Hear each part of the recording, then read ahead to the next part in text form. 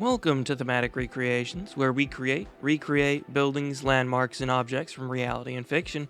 I'm your host, Jack King. Welcome to the channel. This is the first video I'm putting out on this channel. I'm starting out with a unique creation of my own making. It is inspired by the various buildings around Islands of Adventure's Jurassic Park area. I chose to use concrete and wood for most of the building pieces outside of the roof, which is a corrugated metal. Here I'm just trying to make sure there's an eave, that way when guests walk under it, they're not, soaked. And working with the grid system, you kind of have to make a little bit of concedences with the building mechanics in order to accomplish that. This was the first building that I created as you watched the first 3 videos I'm releasing. You'll see my building skills improve as my familiarity with the object selection in this specific game increase. I have previously created several building pieces in Planet Coaster 2, and in the future I do plan to have building showcases and other speed builds showcased on this channel from Planet Coaster 2 as well.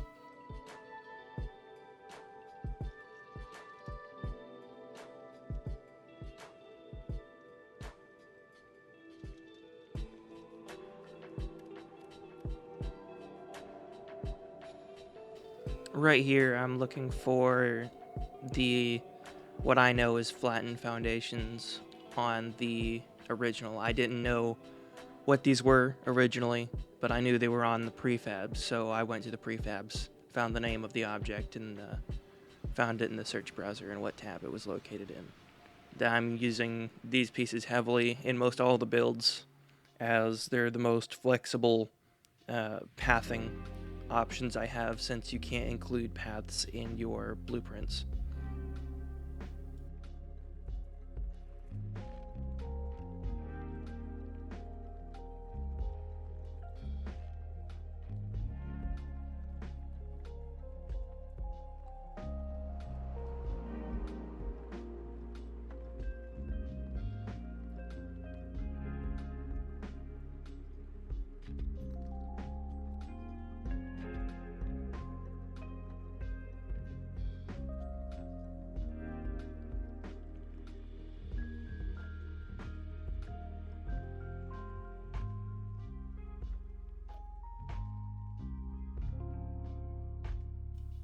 You'll see several of these pillars around Islands of Adventure and my future Iowa builds for the Jurassic Park area. You'll see better recreations of these pillars just due to the detail and familiarity I am with that system further on in more videos.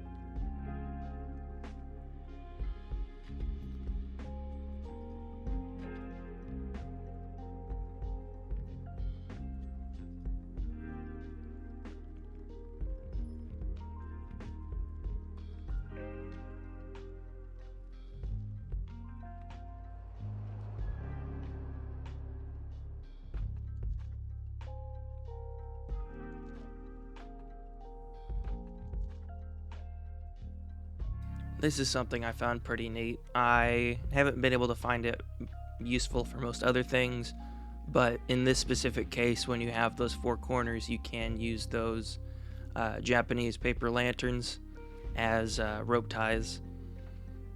For some reason, they don't have very many rope objects in this game just as of yet, so it's fairly useful for working with that.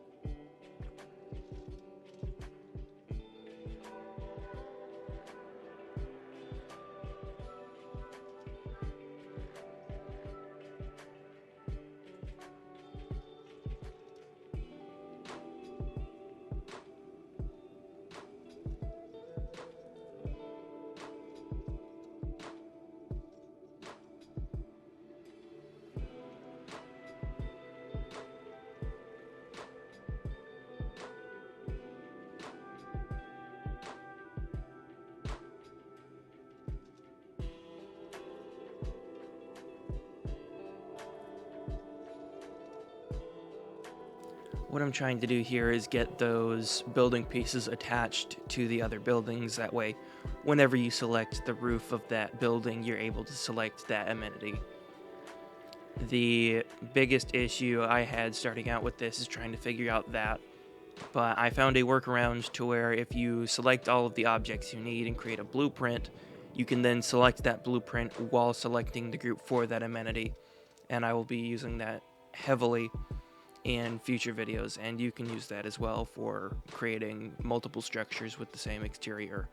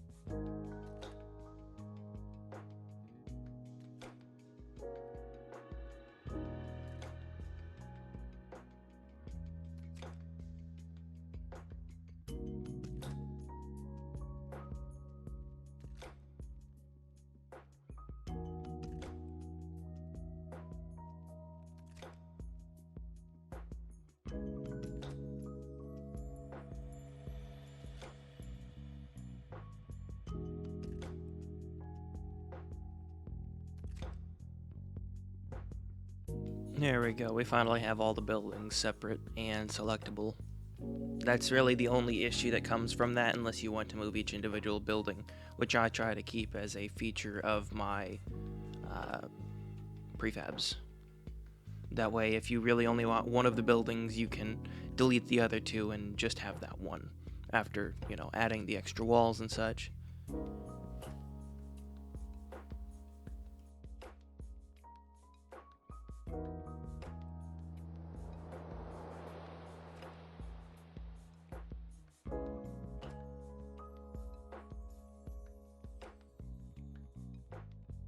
Here I noticed a slight issue with that roof. The bottom piece was slightly misaligned. That middle piece with the rectangle was properly placed, but the triangles were not. So I just went through and selected all of them and fixed all of those to where they were all flush.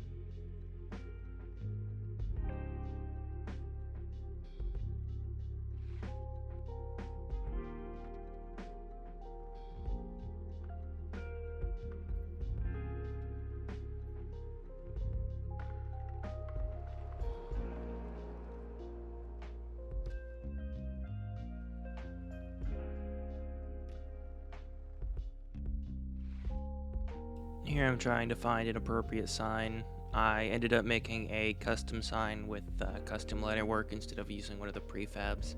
In some of the other videos I used the prefabs, but in this case I chose to make unique signs for two of the buildings, and the other already had lettering on it, so I decided to let that be.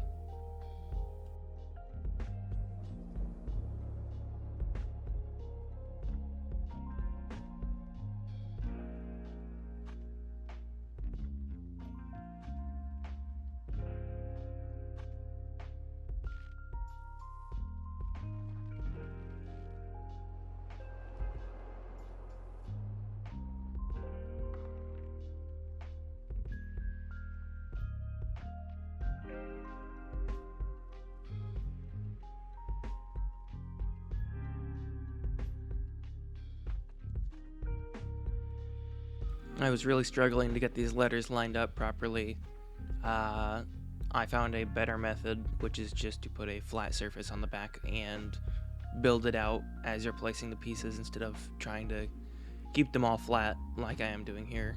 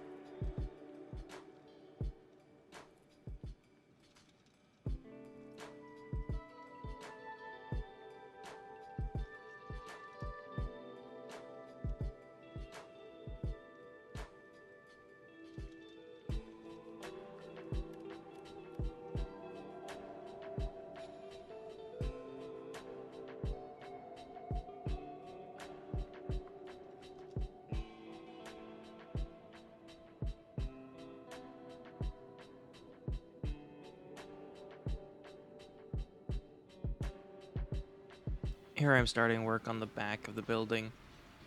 This is where I put all the electrical panels, the signage, the trash cans, and the HVAC. This is one area I'm more familiar with than the front, as I work in an industrial setting. And I'm more familiar with, chemicals being placed in places where you don't want people looking at them. And so this is a little bit more easy for me to do, per se, than building the fronts of the buildings. You'll see in some of my other videos, I'll have put roof access, rooftop HVAC units, ladders, things of that nature, to where it's at least believable that the building's used, because, you can't just have a roof with no way to get up to it without like a man lift or a scissor lift or something.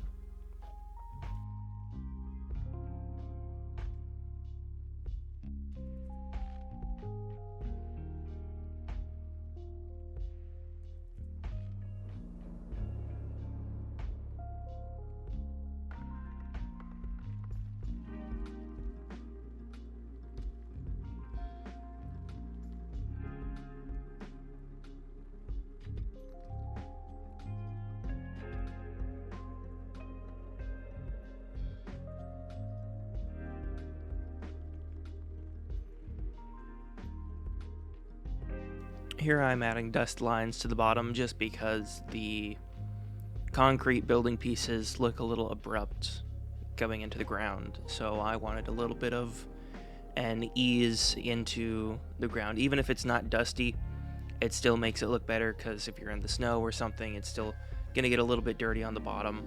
Even if you're pressure washing, you're gonna have something stuck there constantly. But that helps it look a little bit more realistic and not as jarring when you're looking at it up close.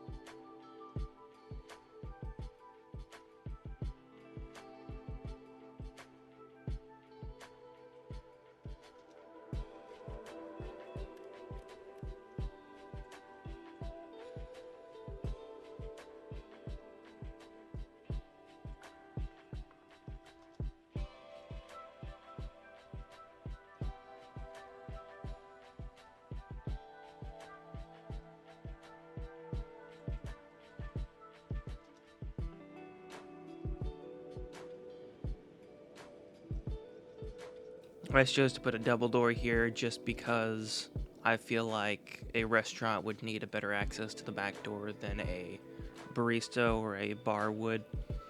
Just because when you're getting food deliveries and things, you would want a double door in order to accommodate wider loads of crates and stuff, especially if it's a popular park, say 20, 30,000 people a day. You're going to be going through a lot of food, and that means you're going to need a highly bulked up and rigorous food network in order to get stuff into the building, because I doubt with how these buildings are sized that they have enough storage space to be going through all that unless it's very highly optimized.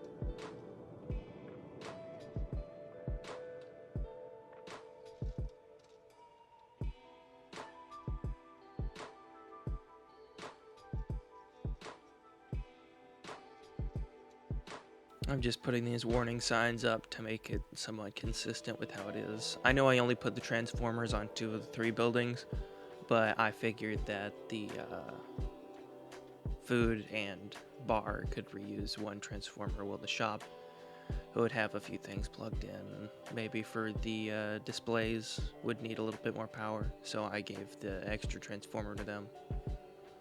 And here is where I was talking about the other sign. I just reused that one piece sign, and I didn't really care about the others. So I ended up raising all 3 of these up to match the same level just for consistency's sake. And right here I got a little bit frustrated with how that sign was looking. If you noticed me staring at it a little bit earlier, I just placed that flat piece down and aligned all the tops of the letterings to make it somewhat visually consistent.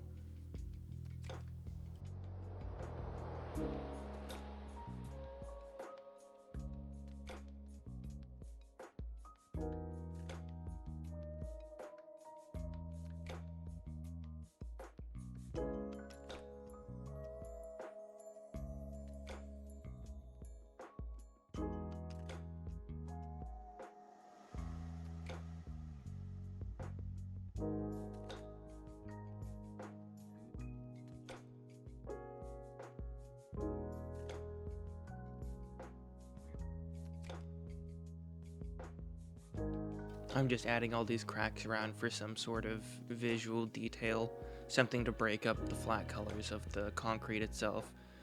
Not to represent any sort of structural damage, but just I've noticed it on some of the other buildings in the Jurassic Park themed types, so I figured I would replicate it in this.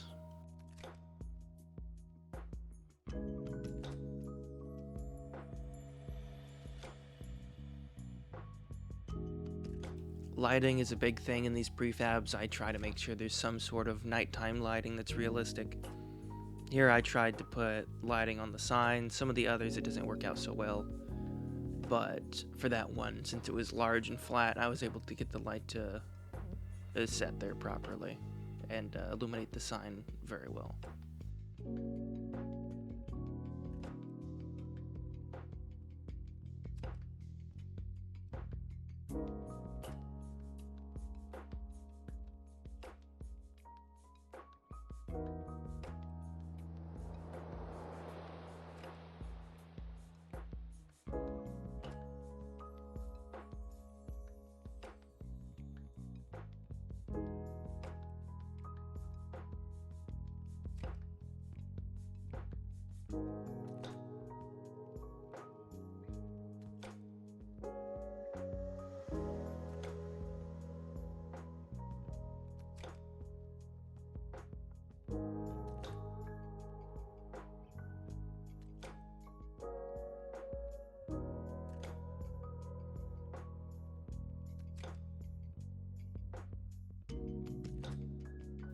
Here I'm duplicating it for the other two amenities, the medium and the small. I'm starting with the small here.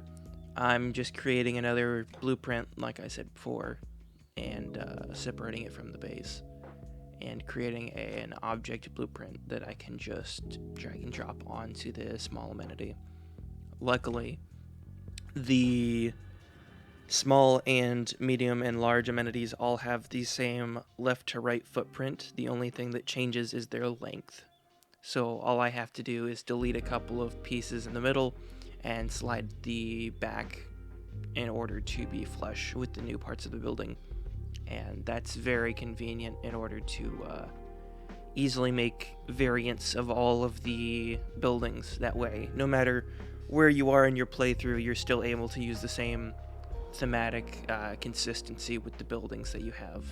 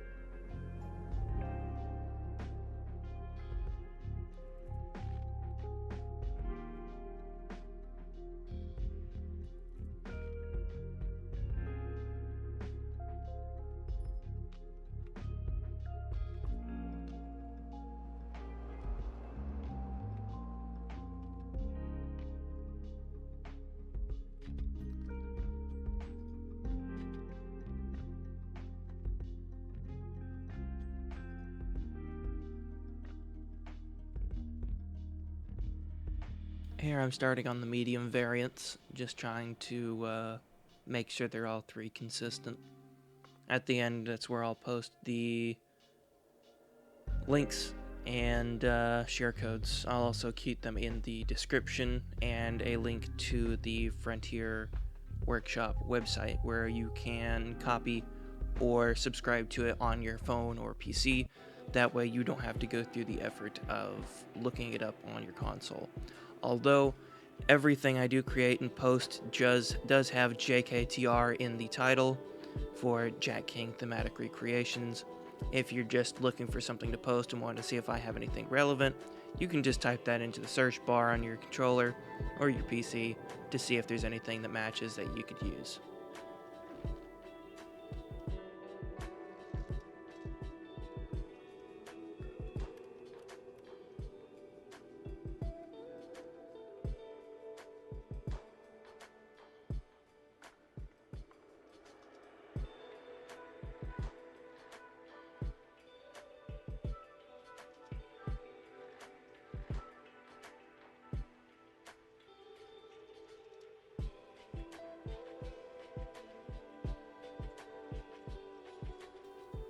Thank you so much for watching. I've got the large amenity, medium amenity, and small amenity on the Frontier Workshop on screen now.